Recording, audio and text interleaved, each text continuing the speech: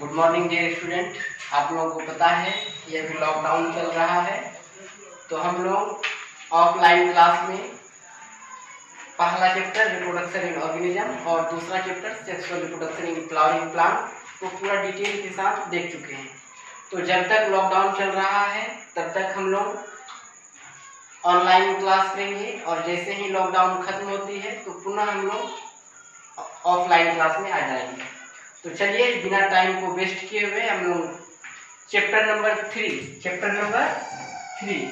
जो आपका chapter number 3 है, इसमें जो आपका टॉपिक है वो है ह्यूमन रिप्रोडक्शन। क्या है? ह्यूमन रिप्रोडक्शन, मानव कैसे प्रजनन करता है।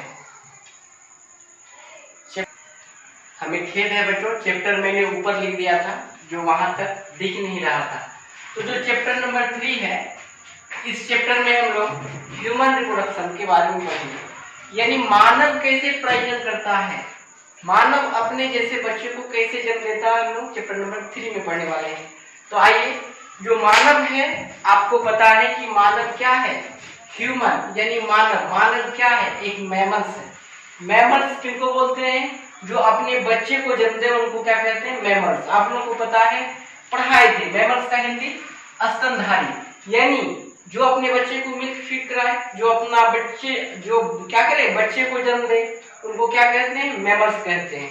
और बायोलॉजिकल एक टर्म है जो ऑर्गेनिज्म अपने जैसे बच्चे को जन्म दे, उसके लिए हम एक टर्म यूज करते हैं विविपेरस। क्या यूज करते हैं? यानी विविपेरस किसको कहेंगे? ऐसे सजीव जो अपने बच्चे को जन्म दे उनको क्या कहते हैं? विविपेरस। दूसरा बात आपको ये भी पता है, ओविपेरस। ओविपेरस किसको कहते हैं? वैसे सजीव जो अंडा दे, एग लेकर, उनको क्या कहते हैं? ओविपेरस। तो ह्यूमन मैमल्स है जो बच्चे को जन्म देता है, जो बच्चे को जन्म देता है उनको विविपेरस कहते हैं। ठीक है। एक वर्ड है रिप्रोडक्शन। आप लोगों को हमने पहले ही चैप्टर में पढ़ाया कि रिप्रोडक्शन क्या है। रिप्रोडक्शन प्रजनन वह प्रक्रिया है जिसमें ऑर्गेनिज्म अपने जैसे संतान को जन्म देता है। यानी हम लोग बताए थे reproduction is a biological process in which organism या लिविंग ऑर्गेनिज्म क्या करेंगे? अपने जैसे ऑन ऑफस्प्रिंग, अपने जैसे संतान को जन्म देंगे। उसको हम लोग क्या कहते हैं? रिप्रोडक्शन। उसी में हम आपको बताए हैं कि रिप्रोडक्शन क्यों आवश्यक है। तो रिप्रोडक्शन इसलिए आवश्यक है क्योंकि वो क्या करेगा? अपने स्पीसीज को कंटिन्यू रखेगा, यानी लगातार बनाए रखेगा। याद कीजिए, अगर हमारे दादाजी बच्चे को जन्म नहीं दिए होते तो आज हम लोग नहीं आते। दादाजी तो एक निश्चित एज के बाद इस दुनिया से विदा हो गए, तो इस दुनिया से विदा हो गए लेकिन हम लोगों को पीछे छोड़ गए। तो इसी बात को हम लोग क्या बोलते हैं? रिप्रोडक्शन क्या करता है? अपने स्पीसीज को बनाए रखता है, अपने स्पीसीज को बनाए रखता है। तो लिखे हैं हमने कंटिन्यूटी मतलब बनाए रखता है ऑफ स्पीसीज, अपने स्पीसीज को, अपने जाति को। कब तक? मतलब किसमें? लिविंग ऑर्गेनिज्म के रेस में, सजीव के रेस में। अगर कोई ऑर्गेनिज्म रिप्रोडक्शन ना करे तो क्या होगा? एक समय उनका अस्तित्व समाप्त हो जाएगा, वो विलुप्त हो जाएगा। तो यानी रिप्रोडक्शन आवश्यक है। किसके लिए आवश्यक है? अपनी जाति को आगे कंटिन्यू करने के लिए। यानी हमने क्या लिखा? रिप्रोडक्शन कंटिन्यू करता है अपनी स्पीसीज को। ठीक है। ह्यूमन रिप्रोडक्शन कैसा रिप्रोडक्शन करेगा? Sexual reproduction. आप लोगों को बताए हैं सेक्सुअल रिप्रोडक्शन क्या है।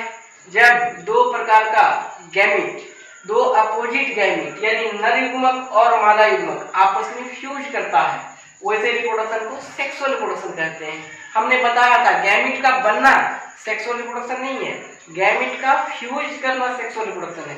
तो ह्यूमन में कैसा रिप्रोडक्शन होता है? Sexual reproduction. हिंदी में क्या बोलते हैं? लैंगिक जनन। आपको पता होगा सेक्सुअल रिप्रोडक्शन में 3 घटनाएं आती है।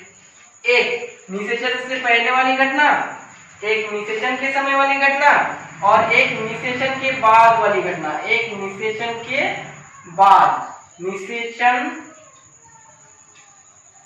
पश्च घटना, निषेचन पश्च घटना। यानी सेक्सुअल रिप्रोडक्शन में 3 घटना होंगे। एक निषेचन से पहले, दूसरा निषेचन के समय और तीसरा निषेचन के बाद। तो निषेचन से पहले कौन कौन घटनाएं होंगी?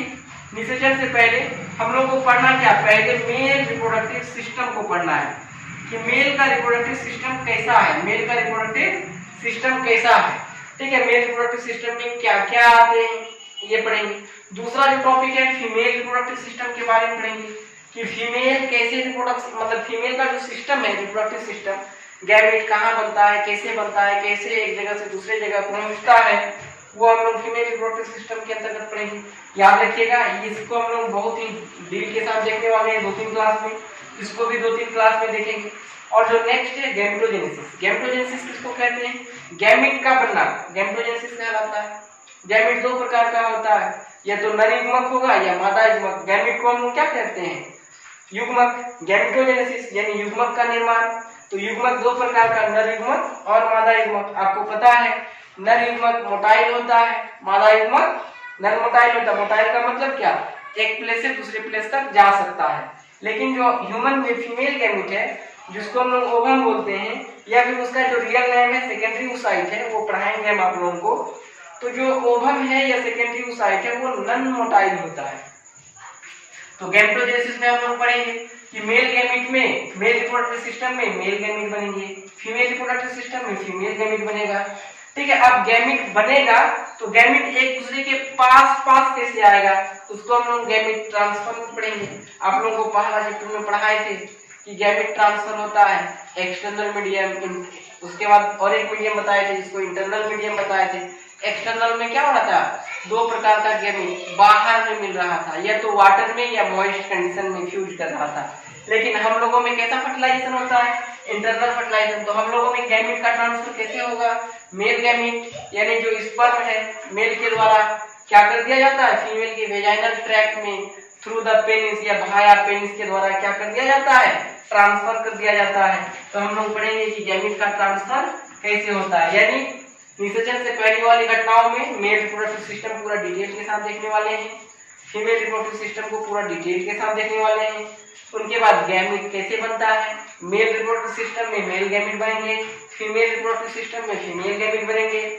और फिर जब गैमेट बनता है तो ट्रांसफर कैसे होता है वो हम लोग गैमेट ट्रांसफर में पढ़ेंगे। फिर जो दूसरा घटना है फर्टिलाइजेशन इवेंट, इस घटना में हम लोग क्या पढ़ने वाले हैं, इस घटना में पढ़ने वाले हैं कि नर युग्मक और मादा युग्मक आपस में जब मिलता है, इसी प्रोसेस को हम लोग क्या बोलते हैं, फर्टिलाइजेशन बोलते हैं। यानी क्या लिखें, गैमेट फ्यूजन। तो नर युग्मक और मादा युग्मक का फ्यूज करना, मिलना ही फर्टिलाइजेशन कहलाता है। कोई दिक्कत बच्चों। नेक्स्ट जो निषेचन के बाद वाली घटनाएं हैं उनको क्या बोलते हैं, पोस्ट फर्टिलाइजेशन। हिंदी में अगर बोले निषेचन पश्च की घटना। तो इस घटना में क्या होगा, तो आपको पता है जब स्पर्म और ओवम आपस में मिलेगा तो सर जायगोट बनेगा। आपको पता है स्पर्म बहुकोशिकीय होता है जिनको इंग्लिश में मल्टीसेलर कहते हैं, ओवम बहुकोशिकीय होता है जिनको हिंदी में बहुकोशिकीय कहते हैं। यानी स्पर्म भी मल्टीसेलर, ओवम भी मल्टीसेलर।